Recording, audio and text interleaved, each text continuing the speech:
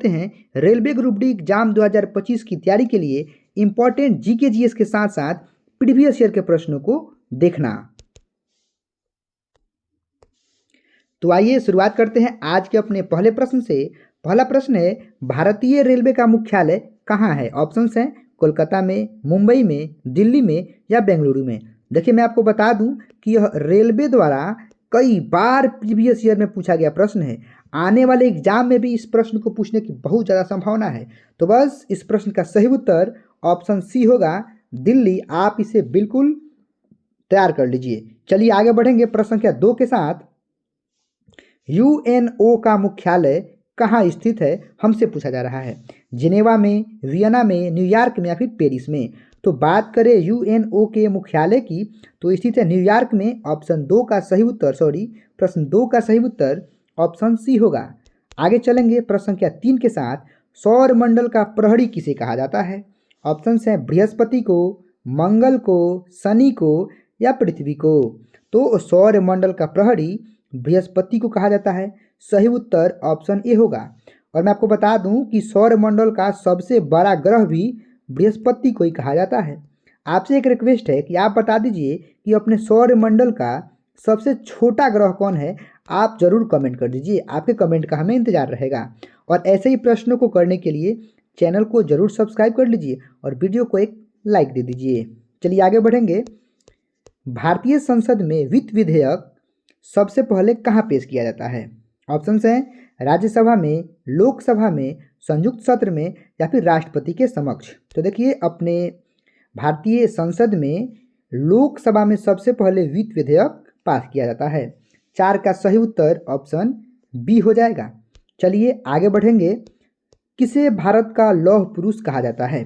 अपने देश में लौह पुरुष किसे कहा जाता है? ऐसा प्रश्न हमसे पूछा जा रहा है। तो ऑप्शन हैं जवाहरलाल नेहरू को, महात्मा गांधी को, सरदार वल्लभ भाई पटेल को या फिर सुभाष चंद्र बोस को। तो देखिए सरदार वल्लभ भाई पटेल को ही लौह पुरुष कहा जाता है। 5 का सही उत्तर ऑप्शन सी होगा। भारत का पहला उपग्रह कौन था?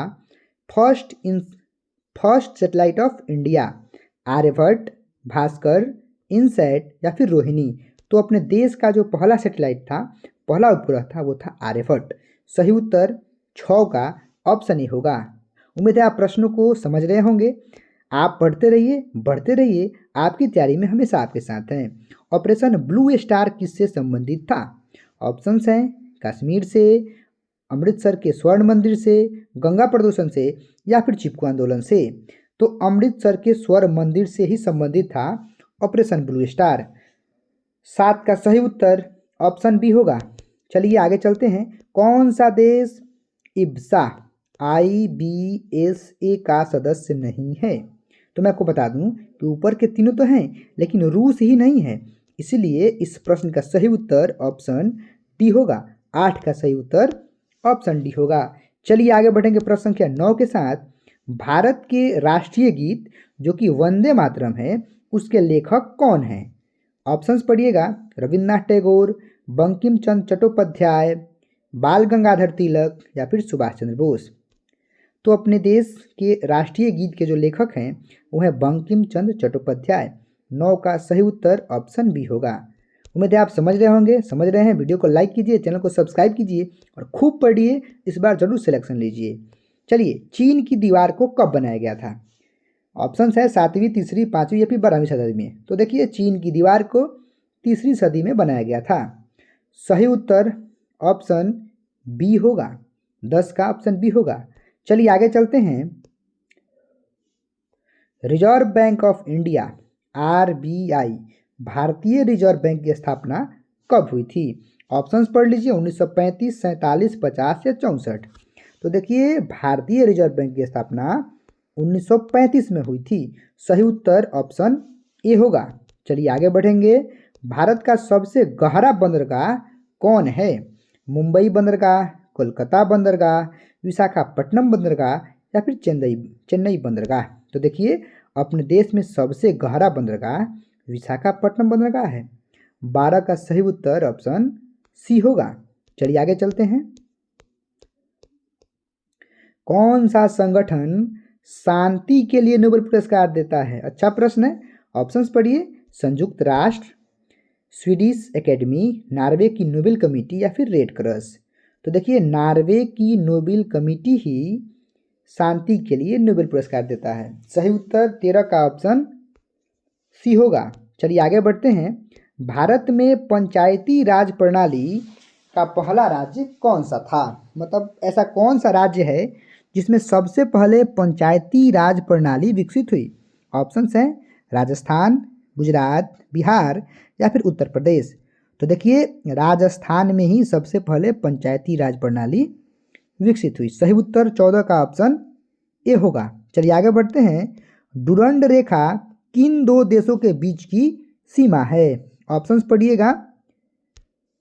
भारत पाकिस्तान, पाकिस्तान और अफगानिस्तान, भारत और चीन, चीन और रूस। तो देखिए, डुरंड जो रेखा है वह पाकिस्तान और अफगानिस्तान के बीच की सीमा रेखा का नाम है।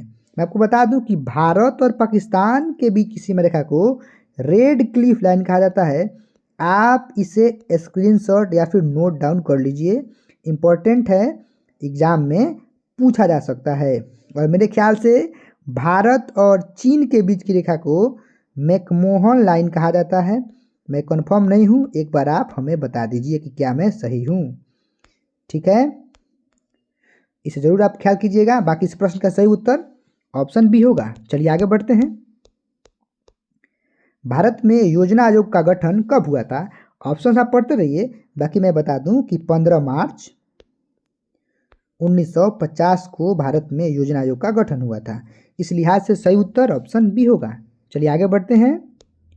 किसे माउंट एवरेस्ट का विजेता कहा जाता है? अच्छा प्रश्न है। तान सिंह और हिलेरी को, दोनों को ही माउंट एवरेस्ट का विजेता कहा जाता है। तो एडमंड हिलेरी और तेनसिंग नोर्गे। सही उत्तर ऑप्शन सी होगा। चलिए पढ़ते रहिए, आगे बढ़ते रहिए। जालियांवाला बाग हत्याकांड कब हुआ था? आप ऑप्शंस पढ़िए, मैं बताता हूँ। पंजाब के अमृतसर शहर में। कहाँ हुआ था? पंजाब के अमृतसर शहर में 13 अप्रैल 1919 ईस्वी को जालियांवाला बाग हत्याकांड हुआ था, जिसमें बहुत निरपराध बच्चे, बुजुर्ग, महिलाएं सारे मारे गए थे। चलिए आगे बढ़ेंगे प्रश्न संख्या 19 के साथ। थोड़ा समय दीजिए। किस देश ने सबसे पहले लोकतंत्र की शुरुआत की थी?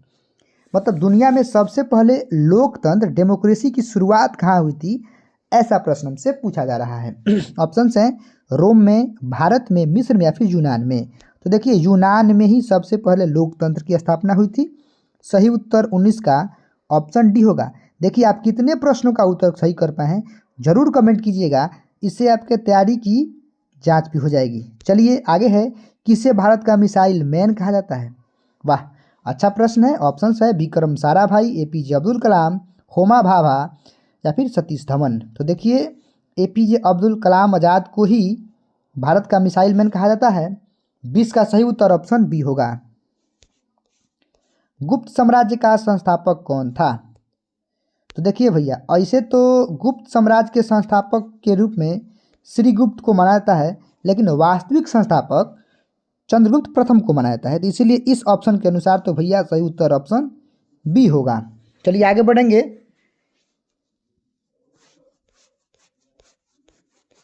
किस भारतीय राज्य को पूर्व का स्कॉटलैंड कहा जाता है? पूर्व का स्कॉटलैंड किसे कहा जाता है? तो देखिए, मेघालय को कहा जाता है।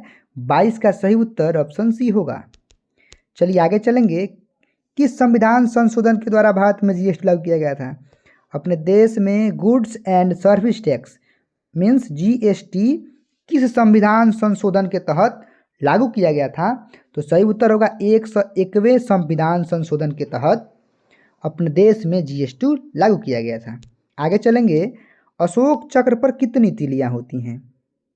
सारनाथ के अशोक स्तंभ से लिया गया है, जो कि अपने तिरंगे झंडे के मध्य में स्थित है।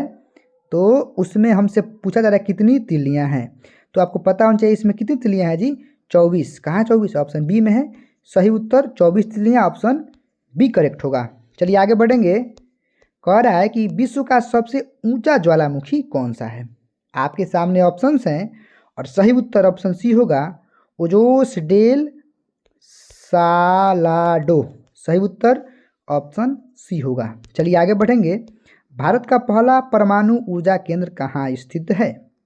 वो स्थित है तारापुर में। सही उत्तर क्या होगा 26 का? ऑप्शन ए होगा तारापुर। चलिए, भारत के किस राज्य में साइलेंट वैली नेशनल पार्क स्थित है? साइलेंट वैली नेशनल पार्क कहाँ स्थित है? बिल्कुल केरल में स्थित है। 27 का सही उत्तर ऑप्शन बी होगा। आगे है, कौन सा शहर सपनों का शहर कहलाता है जी? ऑप्शन आप पढ़िएगा।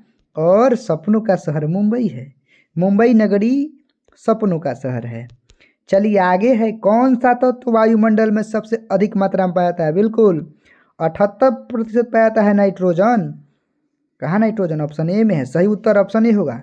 आज के लिए आखिरी प्रश्न है, विश्व का सबसे बड़ा कोरल रीफ कौन सा है? तो सही उत्तर ऑप्शन डी होगा, ग्रेट बैरियर रीफ। 30 का सही उत्तर ऑप्शन डी होगा।